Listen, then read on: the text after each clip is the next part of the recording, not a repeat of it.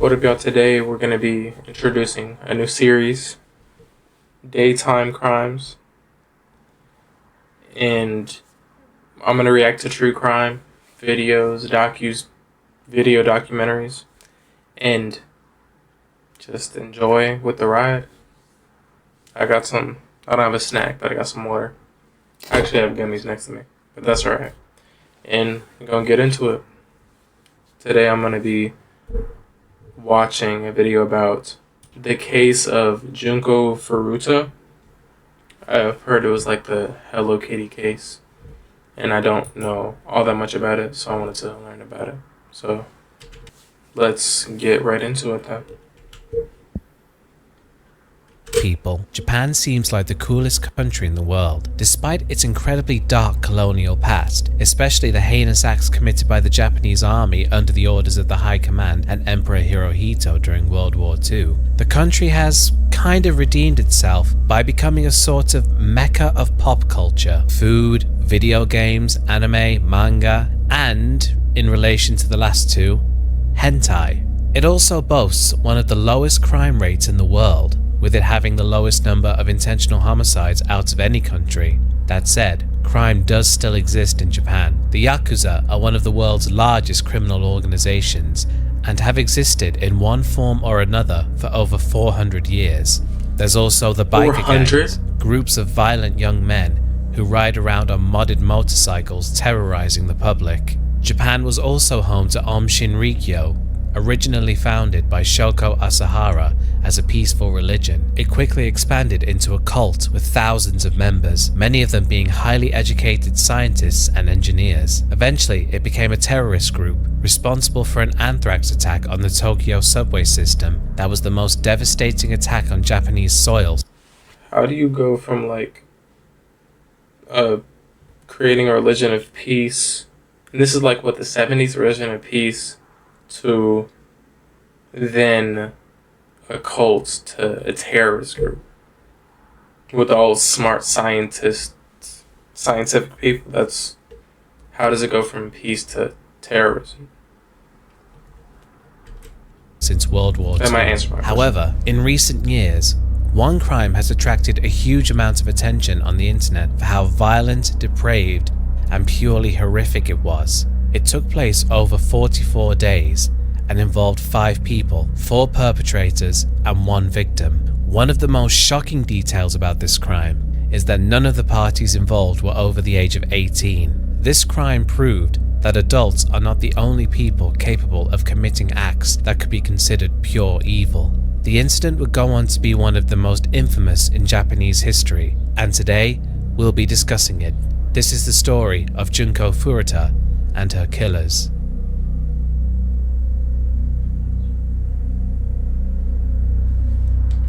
Watch who you surround yourself with, bro, because you never know who trying to backdoor you, set you up. Don't hang around them rich people, bro. Especially them rich people. Junko Furuta was born on January 18th, 1971 in the city of Misato in the Saitama prefecture of Japan. She was the middle child of 3 children, having 1 older and 1 younger brother. Almost everyone who knew her described her as a very kind, friendly, and pretty girl who was very popular at school. She attended Yashio Minami High School, where she was a straight-A student and was very rarely absent from school. She also had a job at a plastics molding factory to raise money to attend college after graduating from high school. Junko was obviously quite popular with the boys at Yashio Minami High due to her looks and intelligence. One boy who had his eyes on her was Hiroshi Miyano. Unlike Junko, Miyano was a bully and a delinquent who was known to have ties to the Yakuza. It's believed that he had already engaged in crimes ranging from pickpocketing and extortion to rape. Miyano most likely had no actual feelings for Junko and merely wanted to have the most popular girl at school as a sort of trophy to have at his side, further establishing himself as the big man on campus. Miyano asked Junko out, believing she'd know better than to turn him down. However, it's like an actual picture of her, or is it like enhanced, or maybe like colorized? She politely declined. Miyano, enraged that Junko would turn him down, knowing full well of his Yakuza connections, would not take no for an answer. A few days later, he would launch a plan to make her pay for rejecting him.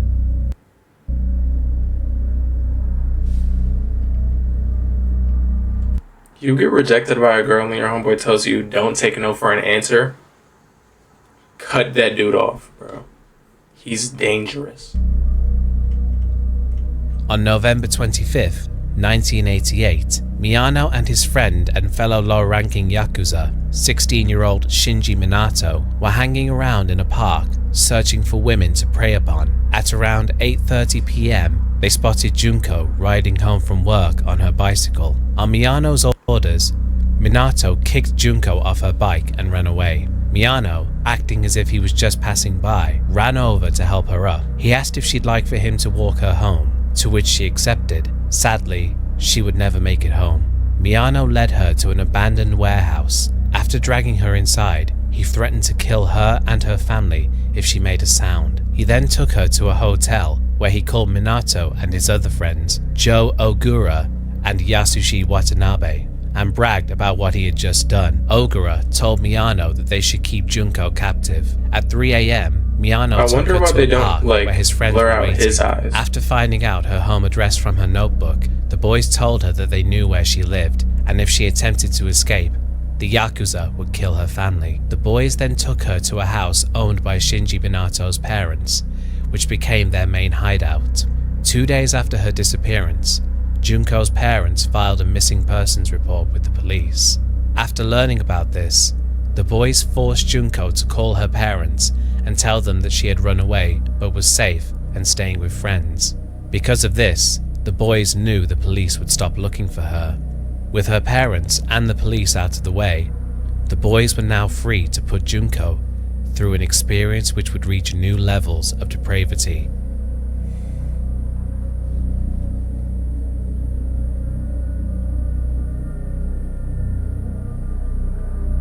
Whenever Shinji Minato's parents were present in the home, he would pretend Junko was his girlfriend. They knew he was lying, but feared what he would do if they attempted to intervene, due to his Yakuza affiliation and because he was already violent towards them. When he and the other boys knew his parents wouldn't report them to the police, he stopped pretending Junko was his girlfriend. The boys would keep Junko captive in Minato's house for 40 days. They informed other Yakuza. So they're moving from the warehouse to this guy's, actual house. And their friends that they had a girl who they could all use for their sick pleasures. When she wasn't being tortured, she was forced to sleep outside in sub-zero December temperatures.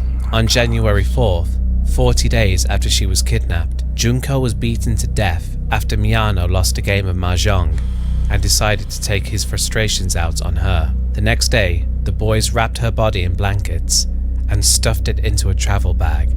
They then dumped the body into an oil drum and filled it with cement before disposing of the drum in a cement truck in Koto, Tokyo.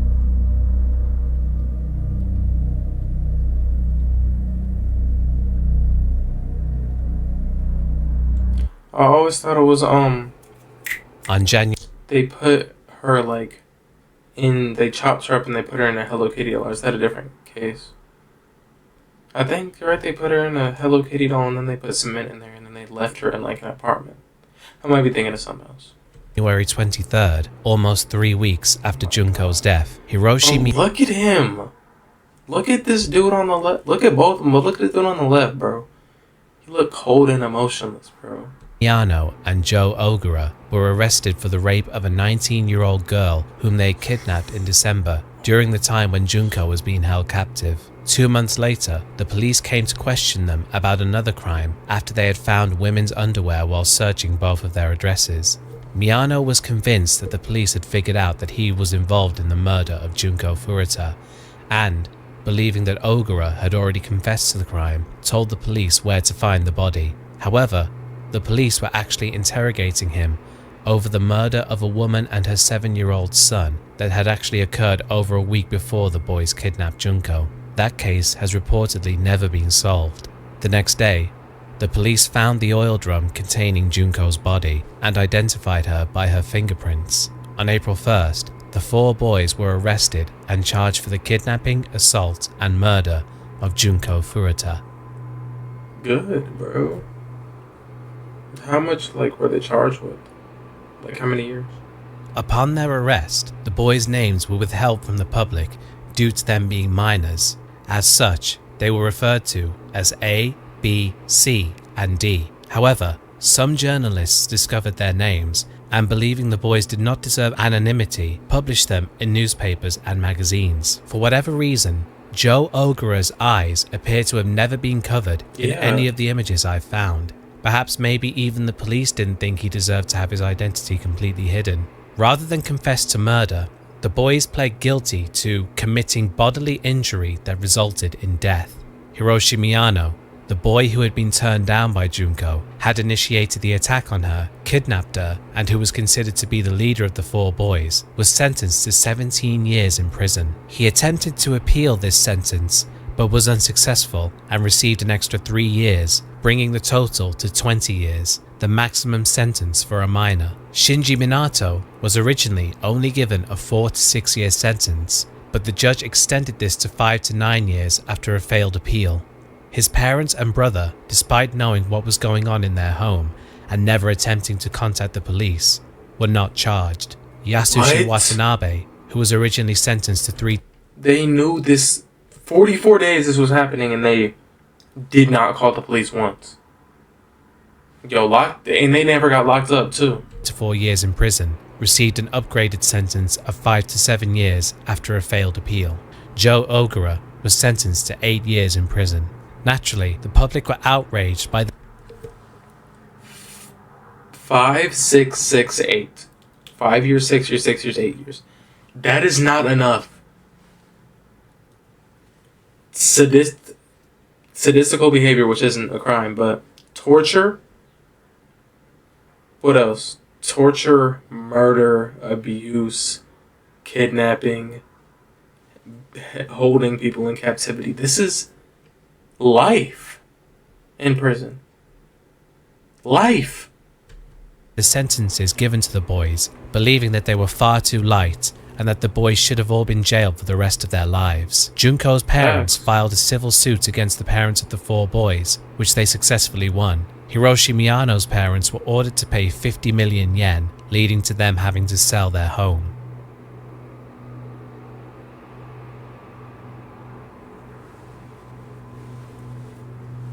Junko Furuta's funeral was held on April 2nd, 1989. One of her friends wrote this memorial for her. Jun-chan, welcome back. I've never ever imagined that we would see you again in this way. You must have been in so much pain, so much suffering.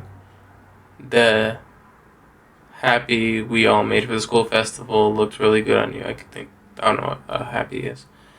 We will never forget you. I have heard that the principal has presented you with a graduation certificate, so we graduated together. All of us.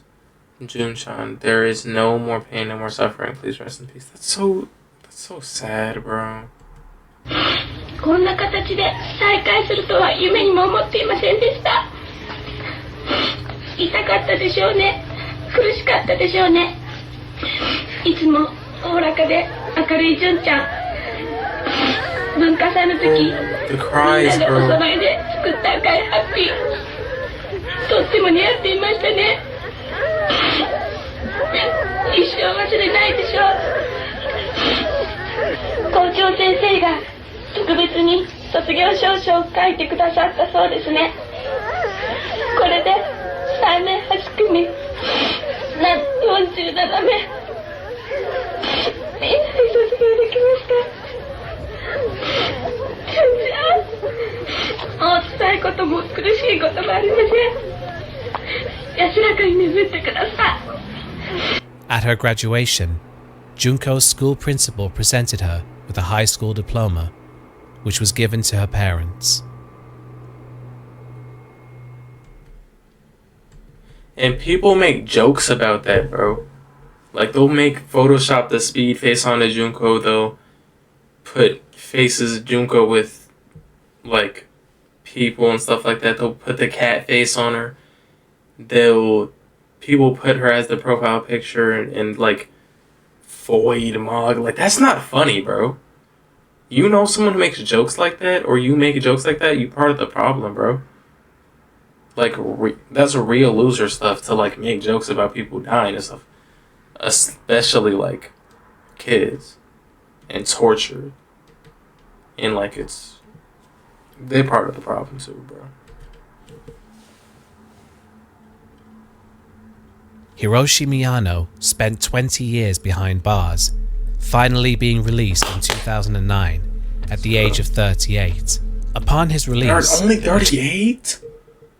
So he was barely like 18, or he was under 18, so he's 17. Damn. Changed his name to Yokoyama, and it would seem he returned to the Yakuza, as he apparently lives a rather lavish lifestyle, regularly taking his friends to parties and strip clubs, owns a BMW, and wears expensive brand name clothing, and frequently brags about his ties to organized crime. He has also taken up kickboxing. However, at every gym he attends, he refers to himself simply as K, and uses that pseudonym in private with his friends. In this magazine article, it's revealed that he tries to hide his involvement with what happened to Junko. The person being interviewed stated that he suspected K was really Hiroshi Miyano after seeing the resemblance between him and this photo. This suspicion was reinforced by K's sudden 2-week disappearance after it was reported that Miyano was arrested for fraud in 2013, but released due to lack of evidence. The interviewee also stated that he had asked K outright if he was Hiroshi Miyano, and said that he immediately went pale upon being asked this. The following day, they lost all contact with K, and he completely vanished. There's been no word on him since 2013, but it would seem that despite boasting about his Yakuza ties, he's afraid of people finding out about his past. Joe Ogura was released from prison in 1999 and apparently found a job at a computer firm after learning some IT skills. So he got out 10 years before dude who was supposed to be in there for 5 years. However, he was fired after his co-workers learned of his involvement with Junko's death. Realizing that he would never escape his violent past, he joined a gang and would regularly brag about what he did to Junko. When I was a boy, I went to jail for 10 years. I had put a girl in confinement, and one day, when I came back to the house from when I went out to play, the girl was dead. So I lit a cigarette and put it next to her nose, and the smoke didn't move at all. That's how I knew she was dead. A year after this quote, Ogura would go on to kidnap and beat one of the gang members he bragged about this to. On May 19th, 2004, Ogura beat Takatoshi Isono, one of the members of his gang, on the street and threatened him with a bat. He then kidnapped Isono and drove 40 minutes away to Misato City, where he said the following while beating the man: "You're the one who took my woman. I'll kill you. I have killed before." He allegedly beat Isono for 4 hours. He was arrested for the attack and sentenced to 7 years in prison. It's also been reported that he squandered his father's savings, which was meant to be paid to Junko's family as part of the... That's not enough, bro, because he, like, admitted to murder in this dude's face, and they were like, 7 years. ...suit, spending it on luxury items for himself. His mother had also vandalized Junko's grave, saying that she had ruined her son's life. Shinji Minato was vandalized, saying bro. Parents part of the problem too, bro. My child could never do anything wrong. Wrong. Freaking Bethany. Child's a monster. Released between 1994 and 1998. Since his release, he has lived with his mother and has never worked. For many years, he remained out of the spotlight, but in 2018, he was arrested after assaulting and attempting to kill a man. After being arrested, he had the following to say about his former life in prison for Junko's murder: "Prison is nothing but hardships, and is not an environment where I can confront my past crimes. Even after being released from prison, society is just too difficult, so of course I couldn't face my past crimes. In various articles written about me, they say that I am beyond rehabilitation. These people have never met or spoken with me, so they have no idea of how I live my life. So why do they arbitrarily write these things about me? Idiots." Because you're a murderer. Yasushi Watanabe was released in 1996 and immediately withdrew from public life. A reporter contacted his mother and managed to get an interview with Watanabe and his family. The contents of this interview were released in 2001. While this interview appears to be lost, I managed to find out that the response to it was mixed, with some feeling sympathetic towards Watanabe, and the rest feeling that the interview painted him in too much of a sympathetic light. It's believed that Watanabe showed regret for his involvement in Junko's death. The fact that he's the only one of the 4 boys who hasn't been arrested again since being released certainly does suggest that he chose to leave his criminal past behind and tried to live something resembling a normal life.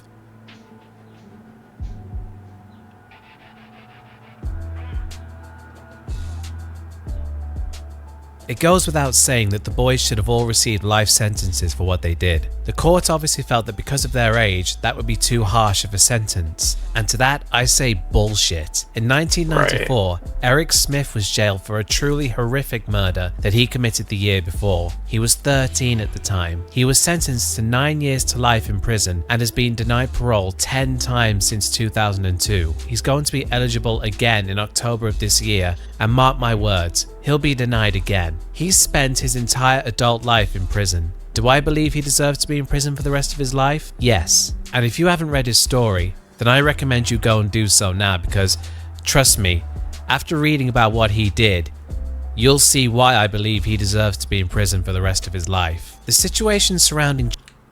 Yeah, I seen this too.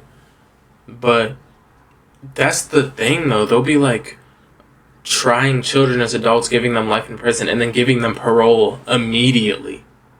So they're free again. And then they give them fake names. These 2 boys got fake names so they can live their life without any strings attached.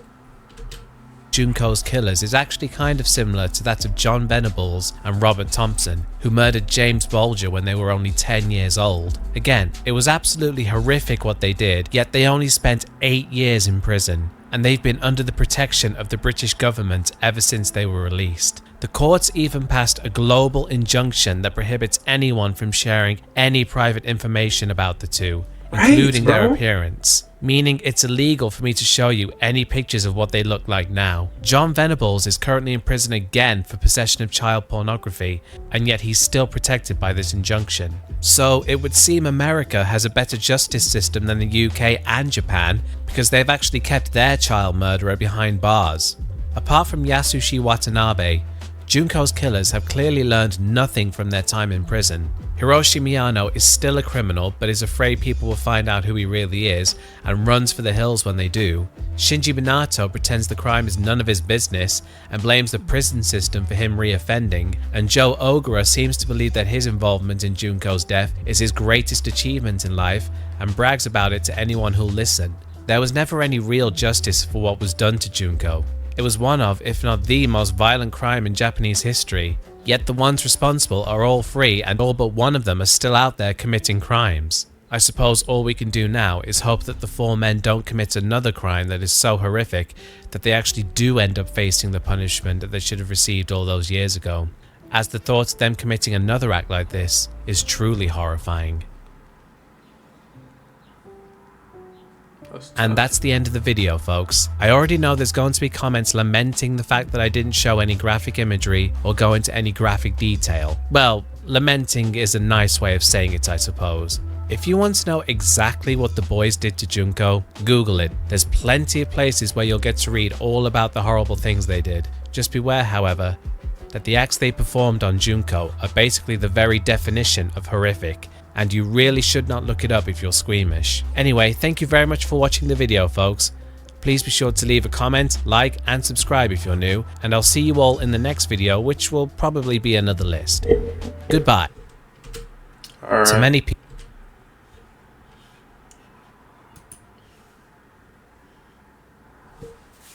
So, dope video. That was crazy. I never knew that they were like got out immediately and like started bragging about it and stuff like that. That's so crazy. Rest in peace to Junko. That's so sad.